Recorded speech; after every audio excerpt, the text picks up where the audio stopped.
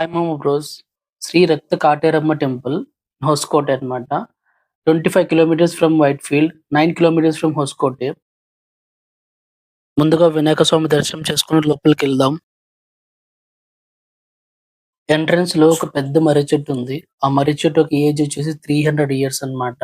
ఆ చెట్టు నిండా మొత్తం రెడ్ కలర్ క్లాత్‌తో ముడుపులు కట్టేసి ఉంటారు మామ. ఆ ముడుపు కాస్ట్ వచ్చేసి రూ. 200 అన్నమాట. ఇక్కడ చూసుకుంటే స్టాండ్స్ మొత్తం లాక్స్ ఏసేసి ఉంటది. సో, దాని అర్థం ఏంటి అంటే ఇక్కడికొచ్చే భక్తులు ఒక లాక్ తీసుకొని ఒక స్టాండ్‌కేసారు అంటే వాళ్ళకున్న ఫైనాన్షియల్ ప్రాబ్లమ్, హెల్త్ ఇష్యూస్ కానీ ఏ ప్రాబ్లమ్ అయినా సరే లాక్ చేసి అమ్మవారికి ఇచ్చేసినట్టు అర్థం అన్నమాట. ఇది అమ్మవారి యొక్క మెయిన్ టెంపుల్ అన్నమాట.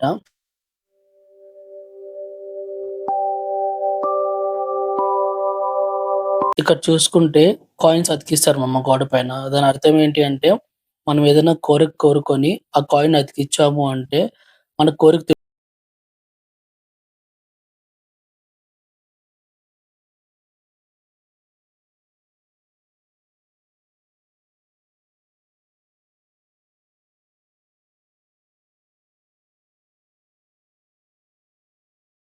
బెల్లంతో చేసిన దీపం ఉంటాయి. దాని కాస్ట్ వచ్చేసి రూ. 100. అది తీసుకొని పెడతారనమాట. దాని అర్థం ఏంటి అంటే మన విషెస్ అనేది త్వరగా కంప్లీట్ అయితదని వీళ్ళ నమ్మకం అన్నమాట. అమ్మవారి దర్శనం అయితే కంప్లీట్ అయిపోయింది. సో, ఇప్పుడు మర్రి చెట్టు దగ్గరికైతే వెళ్దాం. మీరిక్కడ చూసుకున్నట్లయితే చెట్టు నిండా మొత్తం ముడుపులతో నిండిపోయిందనమాట. సో, ఆ ముడుపు యొక్క కాస్ట్ వచ్చేసి రూ. 200. సో, ఆ రాగి చెట్టు లోపల మొత్తం ప్రదక్షిణలు చేసి ఆ ముడుపైతే కడతారనమాట. చాలా బావుంటుంది విజువల్స్ చూడండి.